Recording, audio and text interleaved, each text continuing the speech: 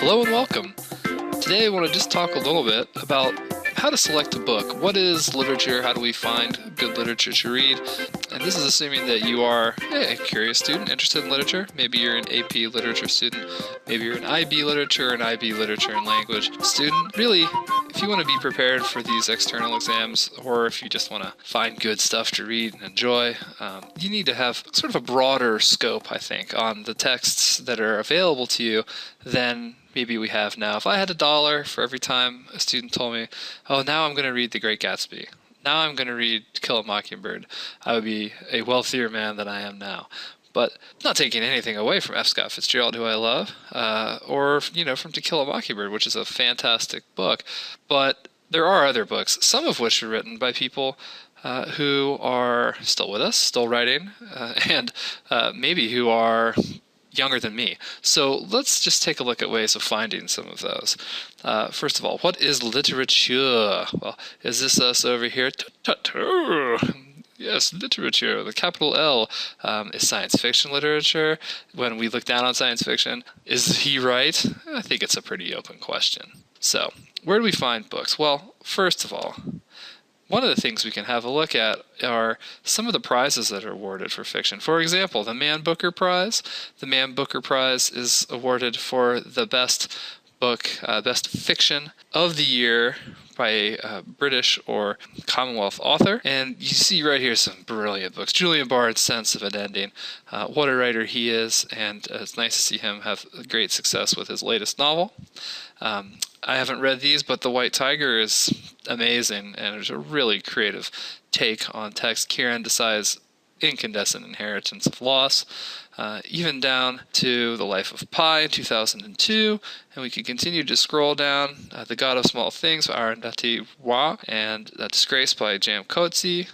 Ian McEwan coming in. He's always around. Margaret Atwood's Blind Assassin. Roddy Doyle, Patty Clark, ha ha ha. These are brilliant books. This is not to take anything away from these other books, which I have not read.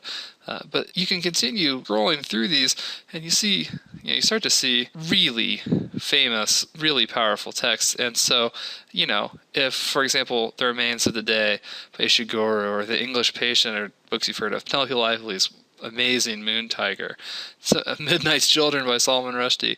We could keep going.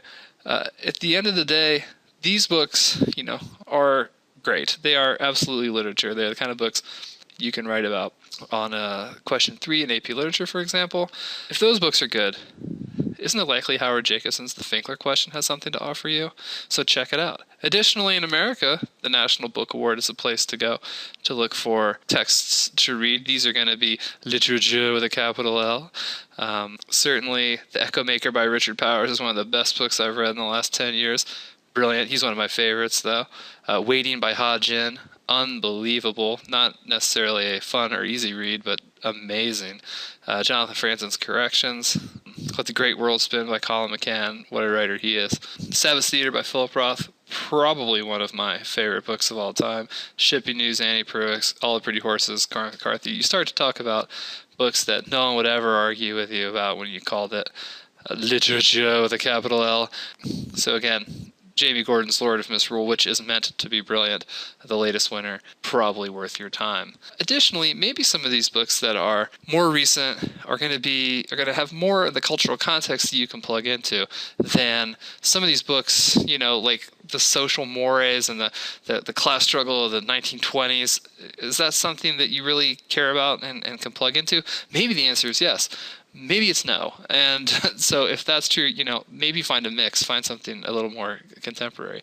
Amazon is nice this way because Amazon, and this is all sort of electronic still, but Amazon allows us to look inside. We can actually, if you've looked at the SQ3R video on the active reading strategy, we can actually start to survey these texts. Tobias Wolff will do. All right, Toby, what do we got? Penn Faulkner, there's another award. Additionally, the Pulitzer, you could research their awards and really have a look. That's a great way of starting to get a sense of where you might find a good book. Here's the quote at the beginning. Truth, Truth and Lies. Robert Frost Coming to School. It's about Nixon and Kennedy. You can get a sense of what the setting is, 1960. He's talking about social class right away. What am I learning? Well, maybe I'm learning. Yeah, I'm interested. Nah, maybe not. But Amazon's nice that way. It gives us that opportunity. Another way to find books is to just look at other people's lists.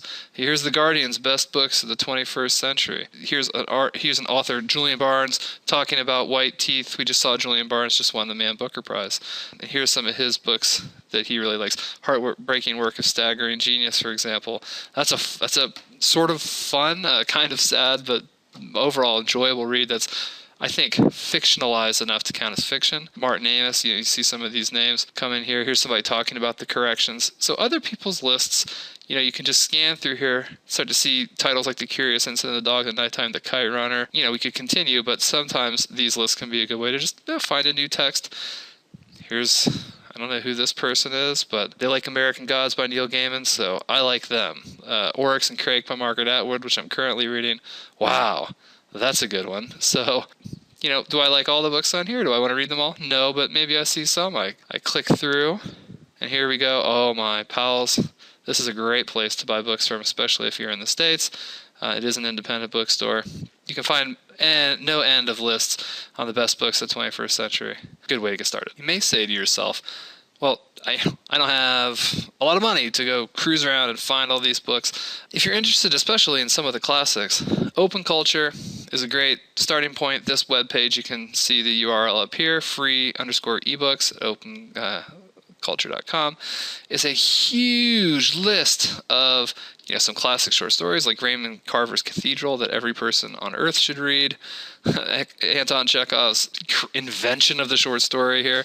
The Lady with the Dog, my gosh, Uncle Vanya. These will change the way you read. Heart of Darkness right here. Some of these are text files. Some of these are online reading. Some of these are available. For example, T.S. Eliot's Wasteland through Project Gutenberg. Project Gutenberg offers free ebooks. That's their mission. They're taking books that have fallen out of copyright and they're offering to you in high quality ebook files in a variety of styles. EPUB, which you can open on any free reader app on your phone or on your computer. Kindle, which I've used. I actually clicked that. I downloaded this file. I'll show you how to do that in a minute. And I have Kindle on my PC. And here, I've got The Wasteland. April is the cruelest month. Fantastic. This, I think, is spectacular, that I can click on this and have this book for free in no time flat. Archive.org doing a similar thing. Here, if you look over here, you can get online, PDF, EPUB, Kindle, things I've never even heard of, like Daisy. This is pretty powerful. Collected Stories of William Faulkner. If you read A Rose for Emily, you're going to be a better literature student. Faulkner is amazing. You can really actually get a sense of the development of an author over time here. Some of his early stories are more straightforward, and he goes into further and further into the stream of consciousness style. Cool. And it doesn't cost you anything. It's free. It's immediate. If you have an iPad or a Kindle, you've got it. One of the cool things about this, for example, if I want James Joyce's A Portrait of the Artist as a Young Man, maybe his most readable novel, the great Irish author, I click on Kindle, it downloads, there you go, double click, and it actually opens right up in my Kindle. And the cool thing is now I have this on my phone. So if I'm on the bus on the way home and I want to read it, I've got it right there. This is pretty amazing. If you look at my library, my gosh, I've sure got a lot of this stuff. I got Kafka's Metamorphosis the other day, which I actually never read. So I just think that's pretty powerful. And as you look through these things, you can see Agatha Christie, you've got all kinds of different writers. Some are modern. There's a ton of Neil Gaiman on here. You've got nonfiction stuff like Sigmund Freud, William James. Read it, check it out. Here's some drama, Henrik Ibsen. If you don't like it, it didn't cost you anything. Stop reading. Try something else. I find that to be pretty powerful for the literature student. Additionally, they've got 450 free audiobooks. Throw it on your iPod. Throw it on your phone. Listen to it. Dying for some Dante, the Divine Comedy. Get it in iTunes, get it as an MP3. What could be better than that? You listen to it for a while, you get this, you get it, you like it, you continue or you quit. The Odyssey and the Iliad, Siddhartha, Hermann Hesse, one of my favorite novels of all time. Amazing, and it's all there for free. So hey, if you want to nerd out, get literary with it. If you want to understand the joke in this cartoon, get online, check out free resources, read some new books, and find out what's there. Get a flavor for everything that's possible for you, and I think it will behoove you down the line, especially as we start to think about question 3. You need a wide variety of texts underneath your belt to talk about, so go find some new ones, read some old ones for free. Keep in mind you can always check out a real physical bookstore and have a look at books. Enjoy!